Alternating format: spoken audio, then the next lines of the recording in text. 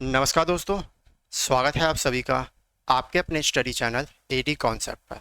आज हम लोग अपनी बीपीएससी शिक्षक भर्ती की 7th फेज की क्लास पढ़ेंगे। इस क्लास में हम लोग पढ़ते हैं बच्चों मैथ पे हम लोग प्रैक्टिस सेट पेपर पढ़ते हैं रुक्मिणी प्रकाशन की बुक से।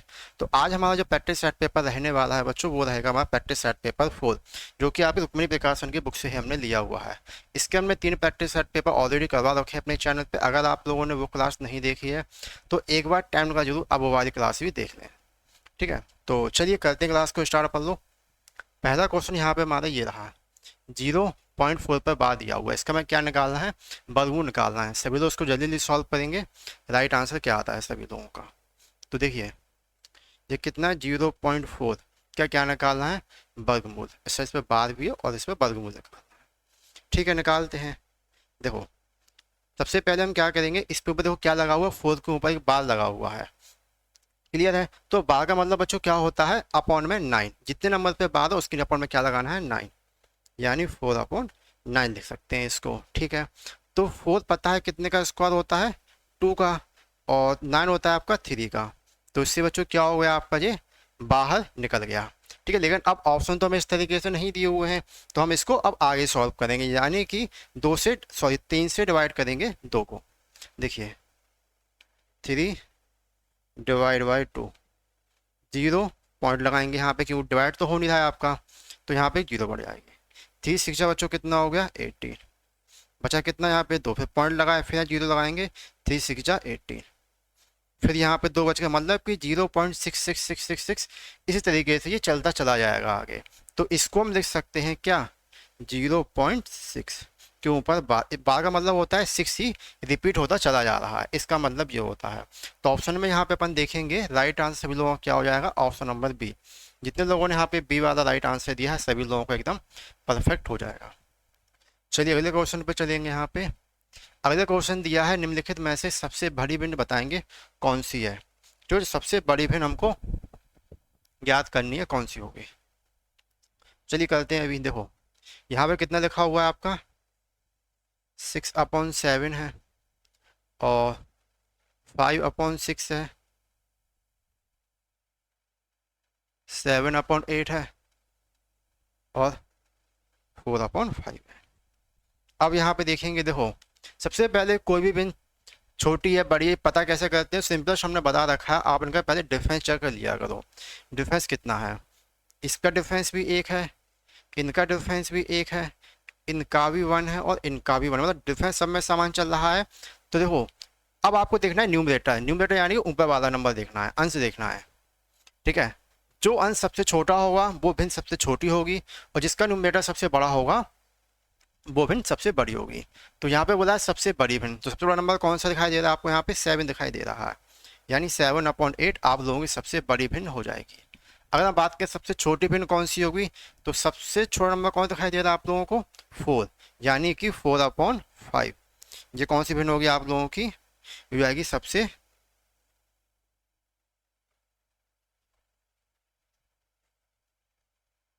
छोटी भिन्न। ठीक है, सबसे छोटी भिन्न कौन सी होगी हमारी यहाँ पे 4/5 हो जाएगी, और सबसे बड़ी कौन सी है आप लोगों की 7/8 है। उम्मीद है आप लोग यहाँ तक काफी अच्छे से समझ चुके होंगे। अगले क्वेश्चन पे चलेंगे। यहाँ पे अगला क्वेश्चन दिया हुआ है, दो संख्याओं के गुणनफल और लघुत्तम समावर्तक 84 और कितना है 12 है, दोनों संख्याओं का एचसीएफ हमको निकालना है। अगर आप इसको फॉर्मूले बेस से करना चाहो तो फॉर्मूले से भी कर लो, अगर फॉर्मूले से नहीं करना है तो कोई दिक्कत नहीं, नॉर्मल से भी कर सकते हैं। देखो सबसे पहले हम यहाँ पे करेंगे, दो संख्या गुणनफल और लघुत्तम समावर्त इतना दे रखा है, उन दोनों संख्याओं का एचसीएफ क्या होगा। ठीक है, तो देखो इसका एक फॉर्मूला होता है, फॉर्मूले से ही कर लो, कोई दिक्कत नहीं। पहली संख्या मल्टीप्लाई बाय दूसरी संख्या equal to LCM multiply by HCF, ये होता है। ठीक है, तो देखो इसमें दिया क्या है, दो संख्या गुणनफल, मतलब कि इन दोनों का मल्टीप्लाई ऑलरेडी गिवन है हमको, कितना है 84 है। इसका एलसीएम कितना दे रखा है 12 है। एचसीएफ निकालना है तो सिंपली निकाल सकते हैं एचसीएफ हम, 12 से हम काटेंगे, 12 से हम काटेंगे, 12 सत्ते 84, ये क्या निकल के आ गया आप लोगों का एचसीएफ। यही तो हमसे पूछा था राइट आंसर। ठीक है, ऑप्शन नंबर डी पूछा हुआ था, जो कि हमारा राइट आंसर हो जाएगा। थोड़ा सा गया है, चलिए कोई ना। ठीक है, नेक्स्ट चलते हैं। नेक्स्ट क्वेश्चन आप लोगों का ये रहा। इसमें दे रखा है 175,616 का घनमूल है, क्यूब है। ठीक है, कोई दिक्कत नहीं, इतना दे रखा है। देखो इसमें दिया है 175,616 की वैल्यू, यानी घनमूल दे रखा है कितना, 56 है। तो हम इसको लिख नहीं रहे, यहाँ डायरेक्ट यहीं पे सॉल्व करेंगे। देखो मतलब घन है, तो कभी भी घन हो तो बीच वाला नंबर देखो 3 डिजिट छोड़ छोड़ गए, 3 नंबर यहाँ छोड़ दो, 3 नंबर यहाँ छोड़ दो, तो बीच वाला नंबर कहाँ, यहाँ पड़ रहा है। ठीक है, कोई दिक्कत नहीं। अब यहाँ चलेंगे सीधा।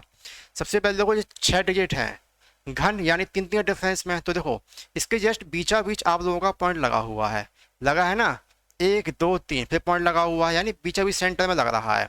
तो जो भी इस नंबर का घनमूल है, इसके सेंटर में अभी हम लगाएंगे पॉइंट, यानी कि पता चलेगा घन है तो 3 3 डिफरेंस में पॉइंट चल रहा है हमारा। अभी देखो 1 2 3, 3 एडिट बाद पॉइंट था, तो हमने यहाँ पे एडिट बार लगा दिया।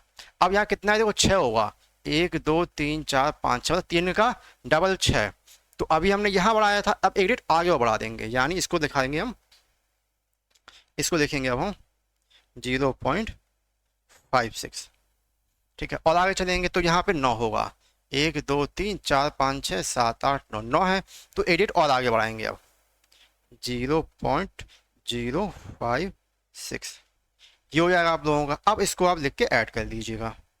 देखिए ये कितना है, 5.6 है, ये रखा है 0.56 है, और 0.056। अब लिख के इसको ऐड कर दीजिएगा। 6 6 5 11, 6 5 11 और 12, या कितना हो गया 6, 6.216, 6.216, यानी कि आप लोगों का ऑप्शन नंबर सी वाला यहाँ पे राइट आंसर हो जाएगा। क्लियर है सभी लोगों का? बताओ यहाँ तक किसी को भी कोई समस्या हो, या फिर आप लोगों को कोई भी चीज़ समझ में नहीं आ रही हो तो पूछते रहिएगा आप लोग। ठीक है, चलिए अगले क्वेश्चन पे आ जाते हैं जल्दी से। तो अगला क्वेश्चन आप लोगों का ये रहा, सिंप्लीफिकेशन का क्वेश्चन है ये। तो चलिए देखो हम इसको यहीं सॉल्व कर लें तो ज़्यादा बेटर रहेगा। देखो सबसे पहले यहाँ पे क्या लगा हुआ है, ये बार लगा हुआ है, तो पहले ये बार वाली वैल्यू ही सॉल्व होगी हमारी। चलिए इसी को सॉल्व करते हैं। एलसीएम कितना आएगा इसका, 6 7 जा 42। अब यहाँ पे होगा क्या, यहाँ हो जाएगा आपका 7, यहाँ होगा 1, सॉरी 6, घटा में कितना बचेगा यहाँ पे, 1/42 बचेगा।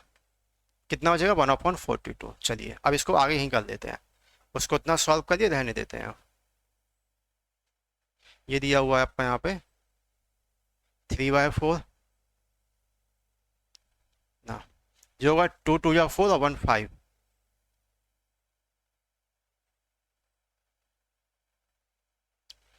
इसको कितना लिखेंगे हम, पॉइंट आएंगे तो अपॉन में 1 जीरो आएगी, यानी 5 2 जा 10। इसको लिख सकते हैं अपन 1/2 प्लस इतना। ठीक है, चलिए अब तो बात तो अपन ने पहले सॉल्व कर लिया था, तो सबसे पहले अंदर से इसको सॉल्व करते हैं। ये हो गया आपका 3/4। अब इनका लेंगे एलसीएम। एलसीएम कितना आएगा इनका, 42। तो ये कितना हो गया आपका 21 प्लस 1।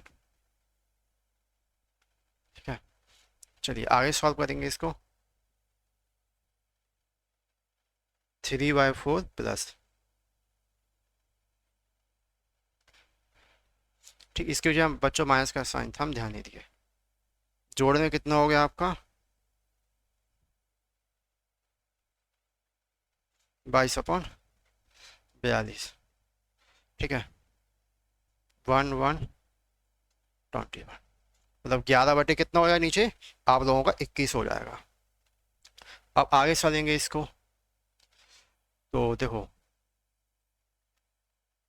3/4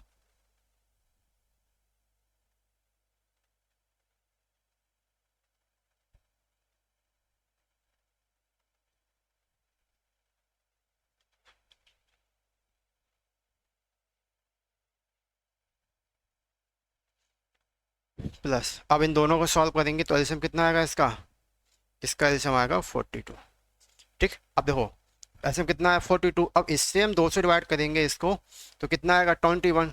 21 मल्टीप्लाई करेंगे यहाँ पे 5, आप रफ में करके भी देख सकते हैं 21 मल्टीप्लाई 5, तो 5 1 ज़ा 5, 5 2 ज़ा 10, यानी कि इसको लिखेंगे तो कितना हो गया आप लोगों का 105, ये आ जाएगा। ये कितना हो गया आप लोगों का 21 दूनी 42, यानी कि 11 दूनी 22। ठीक, कितना आप सभी लोगों का आ गया होगा। क्लियर है। चलिए अब इसको अपन आगे और सॉल्व करेंगे। अब यहाँ सॉल्व कर, जगह तो बची नहीं है, तो यहाँ पे माइनस का 5 दिया हुआ है, यहाँ आपका 3/4 है, प्लस देखो यहाँ कितना हो जाएगा हटाने पे, ये होगा 83/42, इतना हो जाएगा। ठीक, अब देखो यहाँ से कोई वैल्यू कट रही है तो उसको अपन काट देंगे, और इसके वैल्यू आगे नहीं कट रही है तो कोई ना अपन आगे लेके चलेंगे। अब कोई कट तो वैल्यू रही नहीं है, क्वेश्चन काफ़ी ज़्यादा बड़ा होता चला जा रहा है ये। अब इसका अपन क्या लेंगे बच्चों, एलसीएम लेंगे। तो एलसीएम लेंगे तो एलसीएम आएगा कितना, इसका 84 ही आएगा एलसीएम, और तो कुछ आने से नहीं रहा, तो 84 आ गया एलसीएम। चलिए 4 से अपन काटेंगे, कितने बार गया 4 दूनी 8, 4 एकम 4, मल्टीप्लाई करेंगे कितना हो गया आपका यहाँ पे ये 63, और ये 42 दूनी बच्चों कितना होता है 84, यानी कि 3 दूनी 6, 8 दूनी 16। ठीक, तो जोड़ने पे आप लोगों का ये कितना आ गया, इतना आ गया। क्लियर है, यहाँ तक किसी को भी कोई समस्या नहीं होनी चाहिए। एक बार इसको फिर से कहीं चेक कर लो, शायद कहीं लग रहा है गड़बड़ हो गया हो तो। 83 पूरा सही था, 4 से हमने कहा 4 2 जा 8, 4 1 जा 4, 21 ठीक है। मल्टीप्लाई किया यहाँ पे 3 से, तो 21 से 63 सही है। 42 84 2, यानी 3 दूनी 6, और बाकी आप लोगों का ये इतना यहाँ पे राइट आंसर हो गया है। ठीक, इतने में किसी को भी कोई समस्या नहीं होनी चाहिए। हमको पता नहीं ऐसा क्यों लग रहा है कि थोड़ा बहुत कहीं गड़बड़ हम कर दिए हैं। चलो कोई ना, देख लेते हैं, कहीं गड़बड़ होगा अभी तो पता चल ही जाना है। अभी देखो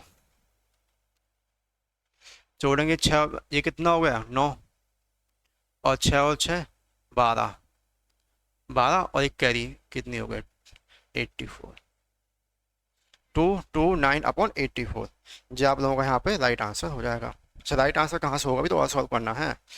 चलो बच्चों बहुत लंबा क्वेश्चन हो गया ये तो, चलते हैं भी आगे। क्या आ गया यहाँ पे आपका माइनस का 5 है, 229 अपॉन कितना है 84 है, कुछ नहीं तो फिर यहाँ पे 84 आएगा एलसीएम। 5 हो जाए कितना हो गया आपका यहाँ पे 20।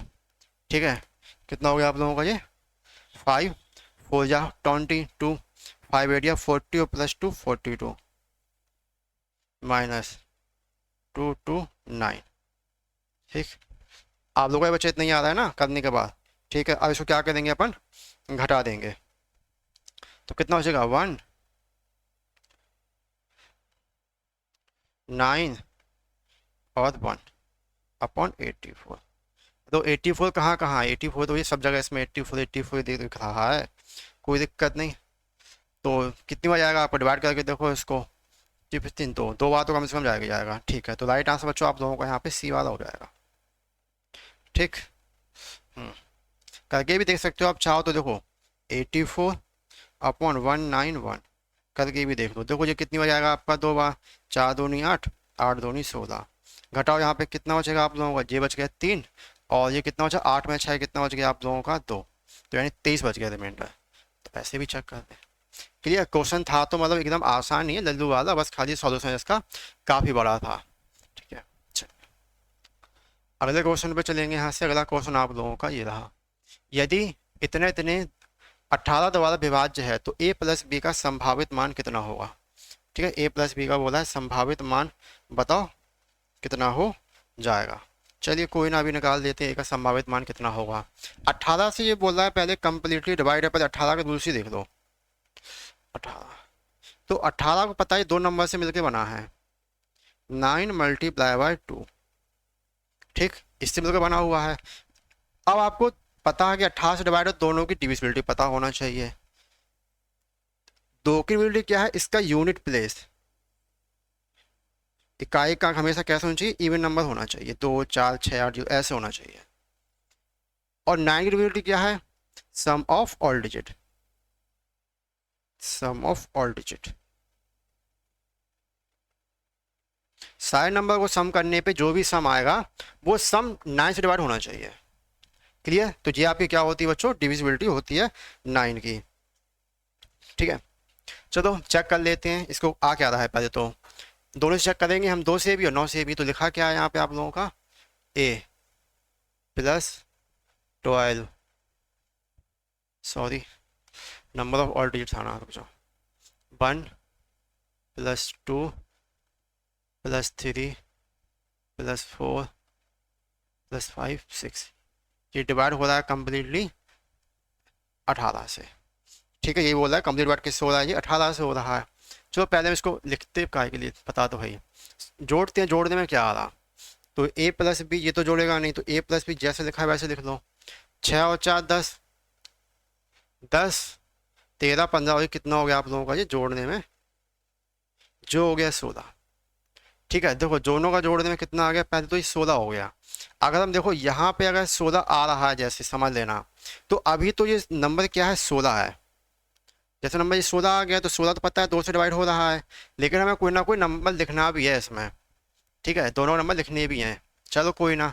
तो देखो ये भी डिवाइड हो रहा है, और 16 के बाद कौन सा नंबर ऐसा होगा जो कि डिवाइड होगा 2 से, तो आप बोलो 16 के बाद क्या आता है 18, 18 के बाद क्या आता है 20, 20 के बाद क्या आएगा 22, मतलब इवन नंबर होना चाहिए। तो ये तो पता है 16 डिवाइड हो जाएगा, 16 के बाद कोई ना कोई नंबर लिखना है, यानी 16 के बाद नंबर कौन सा लिख सकते हैं, 18 लिख दो। 18 आपका 2 से कम्प्लीटली डिवाइड है। तो यानी सबसे पहले हमने क्या जोड़ा, इसमें 2 ऐड किया तब जाके 16 में 2 जोड़ा तब जाके कितना हुआ 18। तो पहला नंबर तो हमने लिख दिया 18, सॉरी 2 लिख लिया। ठीक है, अब चेक करते हैं आगे 9 से। तो 9 का डिविजिबिलिटी रूल क्या है भैया, डिवाइड होना चाहिए कंप्लीट 9 के टेबल से। ठीक है, तो देखो 16 डिवाइड होता नहीं है, 16 डिवाइड तो भी हो नहीं रहा है, आप बोलो सर बिल्कुल नहीं हो रहा है। तो 16 के बाद कौन सा ऐसा नंबर है जो कि डिवाइड हो जाएगा आपका 9 से, तो 16 के बाद बोलोगे सर 2 जोड़ दो 18 हो जाएगा डिवाइड, 18 9 से बिल्कुल डिवाइड। हम कहें बिल्कुल सही बात है, लेकिन ऑलरेडी हम यहाँ तो 2 कर चुके हैं, लेकिन इसमें 2 संभावित मान पूछे, 2 लिखना है सबके, चलो कोई दिक्कत नहीं। अब 18 के बाद मतलब 16 के 18 के बाद कौन सा ऐसा नंबर है जो कि कंप्लीट डिवाइड हो जाएगा 9 से, तो 9 दूनी 18, 9 तिया 27, 27 एक ऐसा नंबर जो कि आपका 9 से डिवाइड होगा। 18 के बाद तो यही नंबर आ रहा है ना, तो आप बोलो सर 16 में कितना जोड़ें कि 27 हो जाए, आप बोलो सर 11 जोड़ दो। 11 पर ने जैसे ही यहाँ पे जोड़ा 16 को तो कितना 27 हो गया, यानी एक संख्या तो अपनी सीधी सीधी आ गई थी, तो दूसरी कितने निकाल दिया अपन ने यहाँ पे 11। संभावना कितना हो जाएंगे इसके, ऑप्शन नंबर ए। क्लियर है सभी लोगों का? बताओ यहाँ तक किसी को भी कोई समस्या हो या फिर आप लोगों को कोई भी चीज़ समझ में नहीं आई हो तो आप लोग पूछ सकते हैं। ठीक है, चलिए अगले क्वेश्चन पे चलेंगे। यहाँ से अगला क्वेश्चन आप लोगों का ये रहा, तो यहाँ भी दिया हुआ है x का मान निकालो क्या हो जाएगा। x का मान हमको यहाँ पे निकालना है, तो काफ़ी इसी क्वेश्चन है अपना ये, चलिए निकालते हैं इसको। ठीक है, देखो पहले यहाँ कितना लिखा है 3x प्लस 4, अब यहाँ पे तो 81 लिखा हुआ है, तो 81 क्या लिख सकते हैं 3 की पावर 4, क्योंकि बेस अपने इक्वल करना पड़ता है 3 की पावर 4। ठीक है, चलो पावर कंपेयरिंग करेंगे तो क्या हुआ x plus 4 equal to, sorry y है ये, सॉरी बाई है, x plus y equal to कितना हो गया आप लोगों का 4। इक्वेशन 1 बन गई। अब दूसरी इक्वेशन अगर हम देखेंगे यहीं से, तो दूसरी इक्वेशन आप लोगों की क्या बन रही है, देखो इसको भी लिख सकते हैं अपन कितना 3 की पावर 4 और x minus y equal to 3, 3 पर कुछ नहीं तो 1, ठीक 4 का अंदर मल्टीप्लाई कर दो, ठीक 3 की पावर 1, तो इसको अपन इतना लिख सकते हैं 4x minus 4y equal to 1। तो इसको बना लेंगे अपन इक्वेशन सेकंड, क्योंकि 2 इक्वेशन है, तो यहाँ पे हमें निकालना किसका मान है, x का मान यहाँ पे अपन को निकालना है। ठीक है, तो देखो हमें x का मान निकाल, लेकिन यहाँ पे ऑलरेडी संख्या दे रखी है, गिवन है, आप ऐसे चाहो तो ऐसे भी निकाल लो, कोई दिक्कत नहीं है, लेकिन चलो ठीक है अपॉन में जाएगी, ठीक है अपॉन पे ना ले जाओ तो ठीक है ऐसे कर लो, कोई दिक्कत नहीं है। निकालते हैं अपन, देखो अब समीकरण 1 व 2 को सॉल्व करेंगे अपन लोग, तो यहाँ तो माइनस है ही, पहले वाले प्लस था, ठीक है कोई दिक्कत नहीं है। तो हमें किसकी निकालना है, एक्स की वैल्यू निकालना, नहीं बाई को अपन को काटना पड़ेगा, ये बाई को हटाना पड़ेगा। तो यहाँ पे फोर, यहाँ पे खाली बाई, यहाँ पे फोर बाई है, तो ऊपर मल्टीप्लाई कर दो फिर फोर से, नीचे कर देंगे वन से। तो कितना हो गया आपका, 4x plus 4y equal to 16। ये कितना हो गया, 4x माइनस का 4y इक्वल टू कितना हो गया 1। ये प्लस का ये माइनस कट गया, चार चार कितना हो गया 8x, ये कितना हो गया 17। एक्स वैल्यू निकालनी थी अपन को, तो 17/8 ये आप लोगों का हो जाएगा। क्लियर यहाँ तक, बताओ यहाँ तक किसी को भी कोई समस्या हो या फिर कोई भी चीज़ समझ में नहीं आई हो यहाँ तक किसी को भी, तो आप लोग पूछ सकते हैं। बस उम्मीद है यहाँ तक आप लोगों को सारी चीज़ें काफ़ी अच्छे से समझ में आ चुकी होंगी। वेरी गुड, अगले क्वेश्चन पे चलेंगे यहाँ से। तो अगला क्वेश्चन आप लोगों का ये रहा। अगला क्वेश्चन दिया है, एक व्यक्ति को कुल धन का 3/8 भाग मिला, उसके साझेदार को शेष धन का 3/8 मिला। यदि दोनों भागों का अंतर 36 हो तो कुल धन बताओ कितना है। ठीक है, अभी निकालते हैं बच्चों, तो कुल धन पूछा हुआ है इसे निकालने के लिए। पहले वाले देखो हम मान लेते हैं कुल धन, कुल धन पता नहीं तो हमने मान लिया यहाँ पे टोटल एक्स है। तो पहले वाला जो पर्सन था ना, उसको कुल धन का यानी एक्स का कितना मिल गया, 3/8, यानी कि 3x/8 मिल गया। अब शेष का, शेष कैसे निकालते हैं अपन, नीचे वाले नंबर में से ऊपर नंबर को घटा दो, तो 8 में से 3 जाए कितना बचेगा आपका यहाँ पे 5/8 बचेगा। ठीक है, अब बोला शेष धन का 3/8 दूसरे को भी मिला, सेकंड वाला पर्सन भी आ गया। शेष धन का, शेष धन कितना है 5x/8 का, कितना बोला 3/8, तो कितना हो गया 5×3 = 15, x 8 या 64। ठीक है, ये हो गया, यानी पहला वाला धन तो उसका ये हो गया ऊपर वाला, और दूसरा उसका ये हो गया। यदि दोनों के भावों का अंतर, मतलब दोनों के भाव का यहाँ पे क्या दे दिया, डिफरेंस। चलो डिफरेंस निकाल लेते हैं, 3x/15x/64, अंतर कितना है यहाँ पे 36 है। ऐसे में कितना आएगा इसमें 64, 8 या तो 8 कितना हो गया 24x।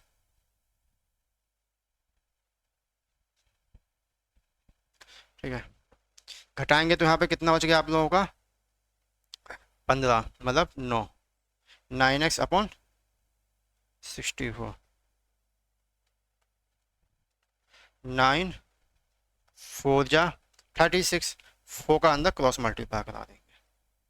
ठीक है, तो x इक्वल टू कितना हो गया 64 × 4, 4 चौको 16, 6 चौको 24 और 25।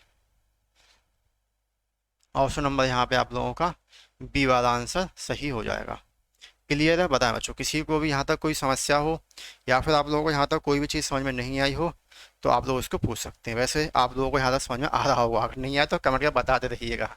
ठीक है, अगला क्वेश्चन दिया हुआ है, एक ड्रम को भरने के लिए 3 नल हैं जो क्रमशः 20, 15 व 12 मिनट में उस ड्रम को अलग अलग भर सकते हैं।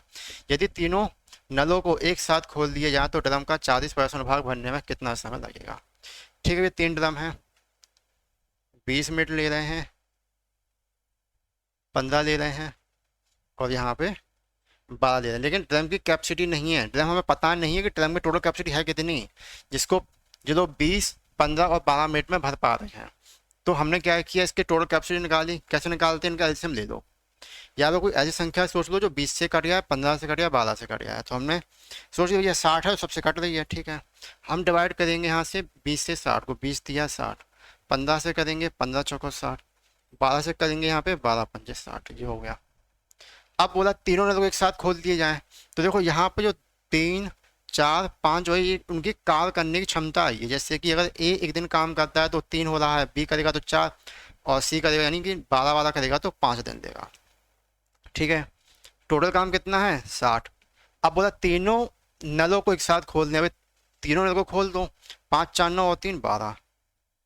ठीक है, 12 खोल दिया, तो 40% भाग ही भरना है इसका, खाली 40% भाग ही भरना है।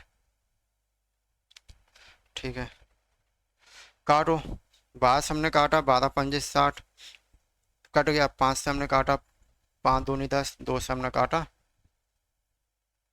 2 दूनी 4। बच्चों आप या तो हमने इसके ना ऑप्शन गलत पुट कर दिए, 2 मिनट राइट आंसर आ गई, ऑप्शन पीछे वाले कॉपी हुआ है। ठीक है, कितना समय देगा ये? 2 मिनट का समय देगा। क्लियर सभी लोगों का? यहाँ तक किसी को भी कोई समस्या नहीं होनी चाहिए। चलिए ठीक। अगला क्वेश्चन देखेंगे हम यहाँ से। यहाँ पे लिखा हुआ है दीपा शिखा से 7 साल बड़ी है। 15 साल पहले शिखा की उम्र दीपा की उम्र की 3/4 थी। दीपा की वर्तमान उम्र बताओ कितनी है? तो जो कभी भी इस तरीके से जैसे क्वेश्चन आ जाता है, यहाँ पे एक्स अपन को ज़्यादा लेट करने की पड़े तो क्या किया करो, वहाँ पे ऑप्शन की हेल्प ले लिया करो। जैसे कि यहाँ पे बोल भी रहा है ये, यहाँ जो बोला है कि दीपा जो है शिखा से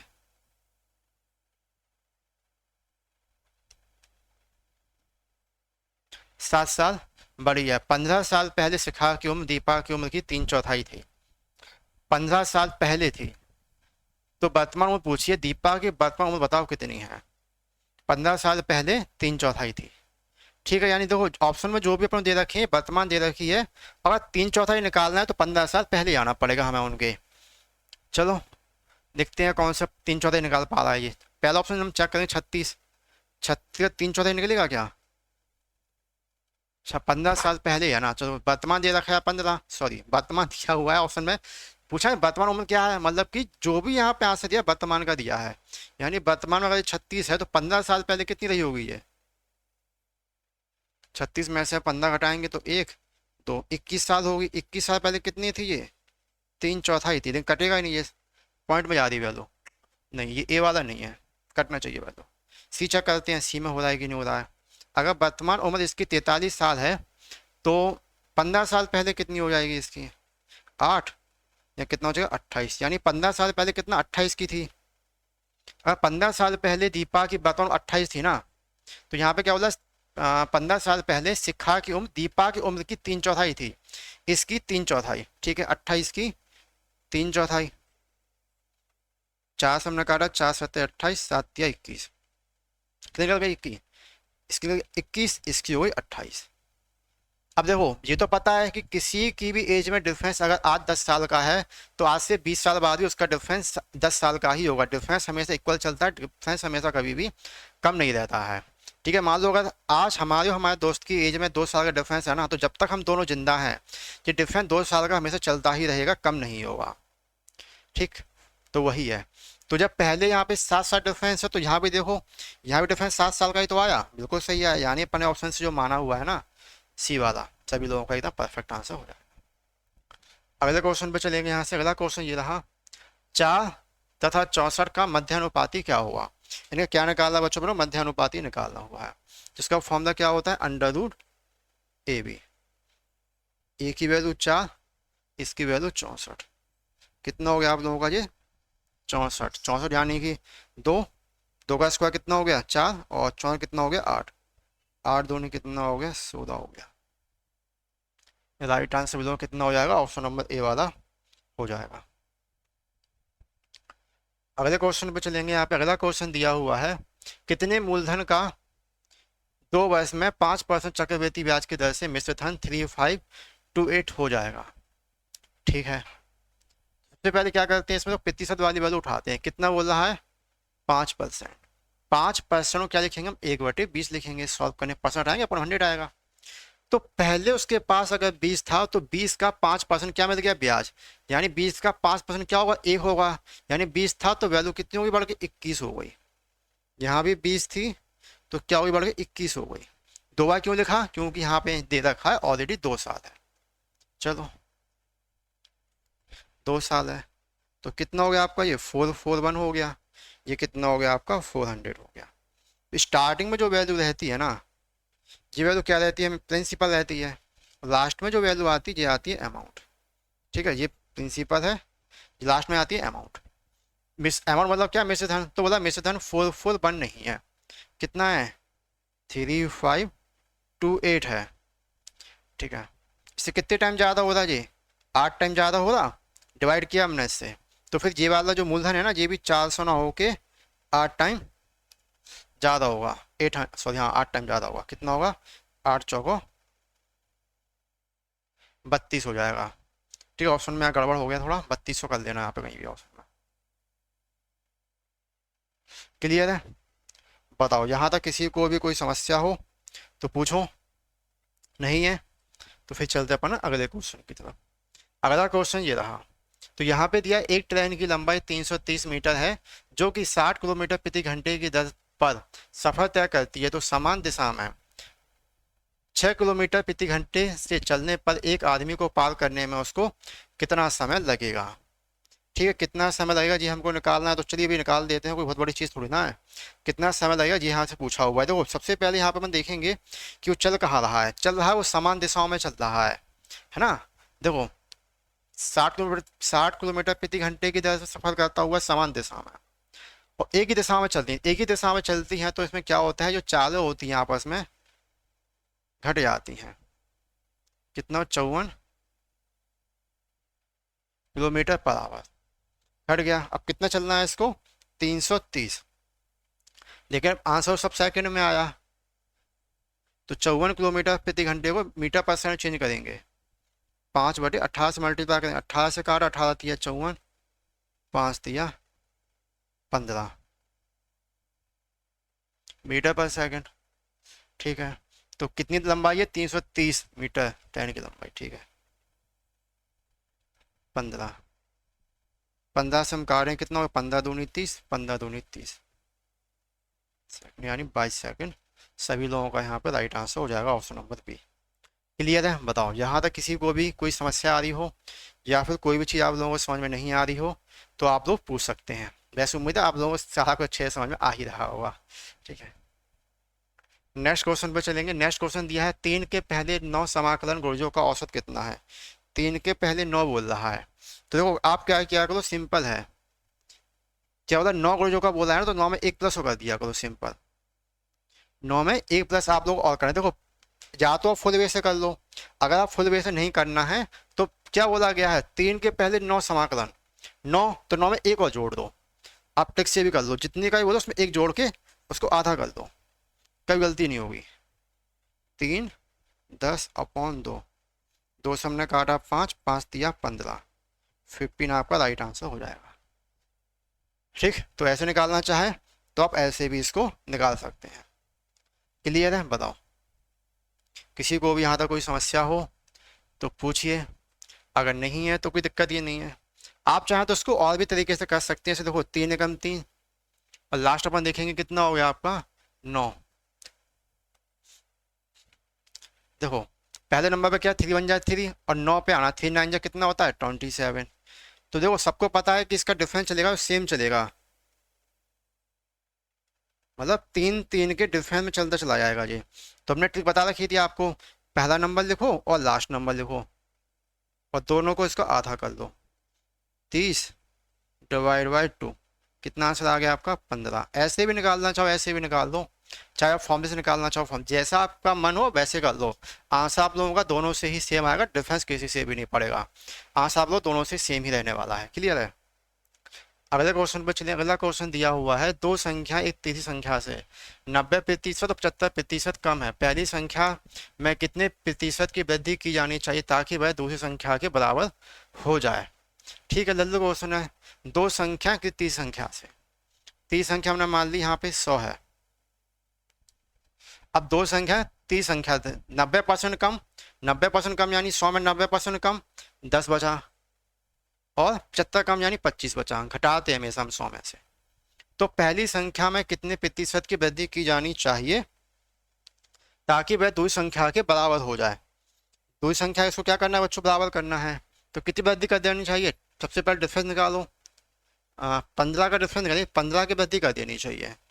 लेकिन यही वृद्धि बोला प्रतिशत में बताओ। ठीक है, 15 की वृद्धि करना है 10 से, मल्टीप्लाई करेंगे 100, एक जीरो से जो कट गया, 15 मल्टीप्लाई 10 यानी कि 150। ऑप्शन नंबर यहाँ पे सी वाला सभी लोगों का राइट आंसर हो जाएगा। ये प्रतिशत में ही आएगा आंसर, ध्यान रखना प्रतिशत है। ठीक, और नंबर में बोलते हो, नंबर में तो आपको वही 15 ही बढ़ रहा है, कोई ज़्यादा बड़ी बात नहीं है। अगले क्वेश्चन में चलेंगे बच्चों। तो अगला क्वेश्चन आप लोगों का यहाँ पे ये रहा। तो इसमें पूछा गया है, सॉरी दिया गया है, इतना इतना दिया, इतने का मान निकालो क्या होगा। देखो इस तरह के क्वेश्चन काफ़ी ज़्यादा आसान होते हैं करना, बहुत ही ज़्यादा आसान है। देखो कुछ नहीं करना, सिंपल है। X square minus 2x plus 1 equal to 0। अब यहाँ पे देखो अपन को चाहिए क्या, एक्स की वैल्यू चाहिए वहाँ पे, तब कंडीशन सेटिस्फाई हो पाएगी। तो एक काम करते हैं, देखो आप एक्स की वैल्यू यहीं से मानना सीख जाओ। यानी ये तो पता है कि ये पूरे को सॉल्व कर रहे हैं ना, तो लास्ट में 0 बच रहा है, ठीक है। तो हम यहाँ पे एक्स की ऐसी वैल्यू पुट करो जिससे यहाँ पे 0 हो जाए। तो आप बोलोगे सर एक्स यहाँ पुट करके देख लो 1। हमने ठीक है, ये 1 पुट करके देखते हैं 0 हो रहा है कि नहीं हो रहा है। तो जैसे हमने 1 का स्क्वायर हो तो 1 माइनस का 2 1 इक्वल टू 0 हो रहा है क्या, बिल्कुल हो जाएगा। इन दोनों को जोड़ो, कितना हो गया 2, ये माइनस का 2 इक्वल टू कितना 0, 0 0 कर गया, क्या आ गया 0 इक्वल टू 0 आ गया। यानी कि अपन ने जो 1 पुट किया बिल्कुल सही है, 0 कर रहा है मान को।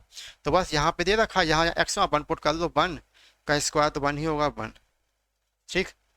1 1 जा 1, 1 टाइम डिवाइड हुआ 1 प्लस 1, यानी कितना राइट आंसर आ गया आप लोगों का, 2 आ गया। 2 ऑप्शन नंबर यहाँ पे सी वाला आप सभी लोगों का एकदम सही आंसर हो जाएगा। तो चलिए बच्चों, क्लास अपनी आज के हम यहीं ख़त्म करेंगे। उम्मीद करते हैं क्लास आप लोगों को अच्छी लगी होगी। क्लास अगर आप लोगों को अच्छी लगी है तो हमें कमेंट कर जरूर बताएं, और बाकी चैनल पर अगर आप लोग नए हैं तो चैनल को सब्सक्राइब भी आप जरूर कर दें। Thank you.